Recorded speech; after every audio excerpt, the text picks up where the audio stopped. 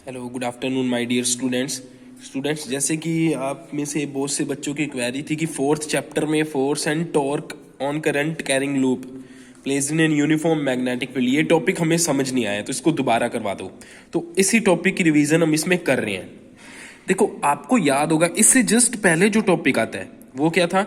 एक current carrying wire को या एक करंट कैरिंग कंडक्टर को जब हम यूनिफॉर्म मैग्नेटिक फील्ड में रखते हैं तो उस पर फोर्स क्या लगता है। उस पर फोर्स लगता था I into L vector cross B vector. ठीक है, ये मैग्नेटिक फोर्स उस पर लगता था I L vector cross B vector. अब हमने क्या किया, यहां पे अब एक कंडक्टर को नहीं, एक पूरे लूप को, एक पूरी लूप का मतलब एक तरह के चार कंडक्टर्स का कॉम्बिनेशन हो गया। एक पूरे लूप को हमने magnetic field, uniform magnetic field के अंदर रख दिया। तो हमने ये देखना है कि इसके ऊपर कितना टोटल फोर्स लगेगा और कितना टोटल टॉर्क लगेगा। देखो, पहले हम वो फाइंड कर लेते हैं।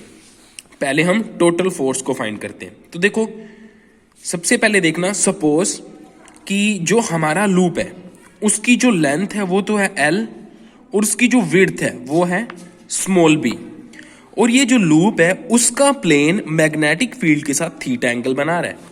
थीटा एंगल बनाने का मतलब क्या है कि सपोज जैसे मैग्नेटिक फील्ड पूरा ऐसे हॉरिजॉन्टली जा रहा है, ऐसे पूरा हॉरिजॉन्टली जा रहा है, एंड टू ऐसे से पूरा हॉरिजॉन्टली जा रहा है, और हमने लूप को कैसे रखा है, ऐसे नहीं रखा, ऐसे थोड़ा सा टेढ़ा रखा है, ऐसे थोड़ा सा ऐसे टेढ़ा करके रखा है।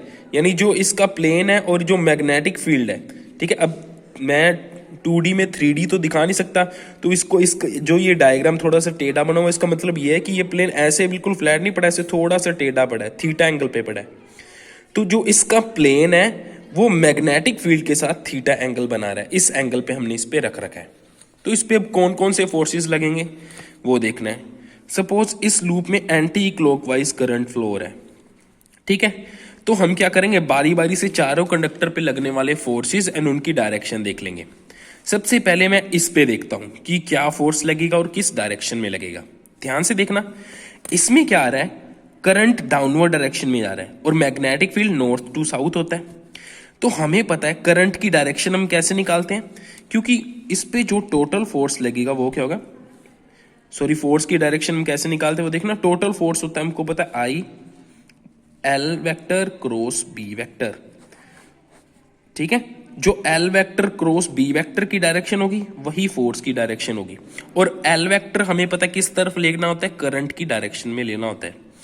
तो एल वेक्टर यहां पे क्या होगा, देखो नीचे वाली डायरेक्शन में, और बी वेक्टर किस तरफ होगा, इस तरफ। तो एल क्रॉस बी की डायरेक्शन हम कैसे निकालेंगे, पहली वेक्टर के ऊपर अपना राइट हैंड रखो, पहली वेक्टर के ऊपर अपना राइट हैंड रखो और अपनी फिंगर्स को दूसरी वेक्टर की तरफ कर्ल कर लो।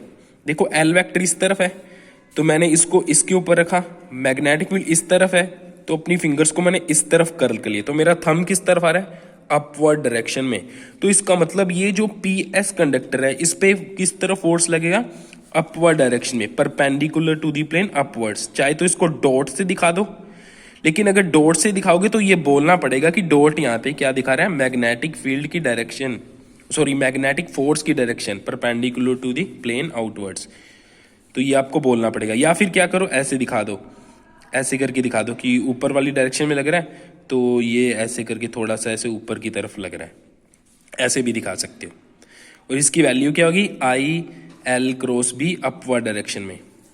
और हमें पता है कि ये वायर ऐसे है, मैग्नेटिक फील्ड ऐसे है, तो थीटा की वैल्यू 90 हो जाएगी, साइन 91 ही होता है। तो F1 की वैल्यू हमारे पास क्या आ जाएगी, I L B outward direction में। ऐसे ही F3 की वैल्यू भी आप निकाल सकते हो। F3 की वैल्यू कैसे निकालोगे, करंट ये जा रहा है ऐसे, करंट ऐसे जा रहा है तो यहाँ पे एल वेक्टर कैसे लेंगे हम, ऐसे, एल वेक्टर ऊपर वाली डायरेक्शन में, बी वेक्टर इस तरफ है तो एल क्रॉस बी की डायरेक्शन क्या आएगी, राइट हैंड को मैंने ऐसे रखा, बी की तरफ कर्ल की फिंगर्स, तो बी आ रहा है डाउनवर्ड डायरेक्शन में। तो इसका मतलब यहाँ पे मैग्नेटिक फील्ड किस, सॉरी मैग्नेटिक फोर्स किस डायरेक्शन में, perpendicular to the plane downward direction में, ठीक है। अगर आप क्रॉस से इसको रिप्रेजेंट करें तो आपको बताना पड़ेगा कि क्रॉस है क्या, क्योंकि नॉर्मली क्रॉस क्या बताता है, मैग्नेटिक फील्ड परपेंडिकुलर डायरेक्शन में है, डाउनवर्ड डायरेक्शन में, लेकिन यहाँ पे ये मैग्नेटिक फील्ड को नहीं बता रहा, ये फोर्स के लिए हमने यूज किया। तो आपको ये नोटेशन यहाँ पे बतानी पड़ेगी कि क्रॉस यहाँ पे क्या रिप्रेजेंट करे, या फिर दूसरा वे ले सकते हो कि एरो से दिखा दो। क्रॉस से ना दिखाना चाहो तो आप क्या करोगे, डाउनवर्ड डायरेक्शन में तो ये ऐसे थोड़ा सा डाउनवर्ड डायरेक्शन में दिखा दिया मैंने। तो ये F1 ऊपर वाली में था, F3 डाउनवर्ड डायरेक्शन में आ गया, perpendicular to the plane inward direction में आ गया। सिमिलरली F2 की डायरेक्शन भी निकाल सकते हो, F4 की डायरेक्शन भी निकाल सकते हो। वो क्या आएगी, F2 की डायरेक्शन आएगी अपवर्ड डायरेक्शन में, F4 की डायरेक्शन आएगी डाउनवर्ड डायरेक्शन में। तो हमारे पास ये F1, F2, F3 सभी वैल्यूज आ जाएंगी।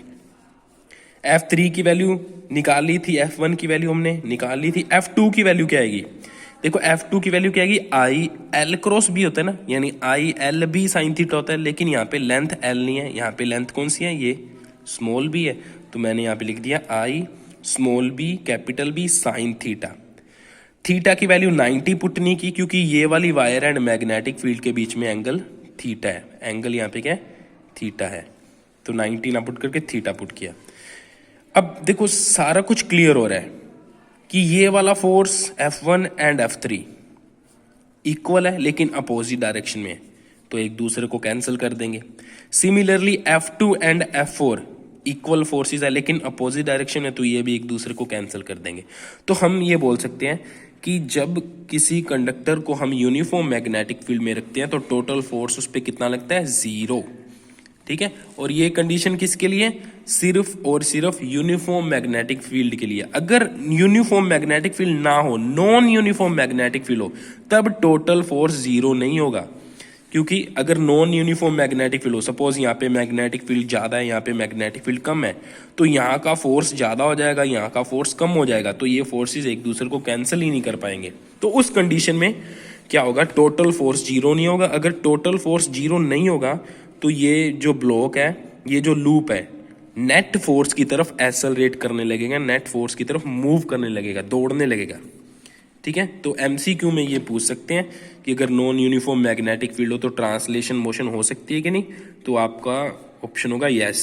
टोटल फोर्स 0 होगा कि नहीं, तो आप बोलोगे मे बी नॉट।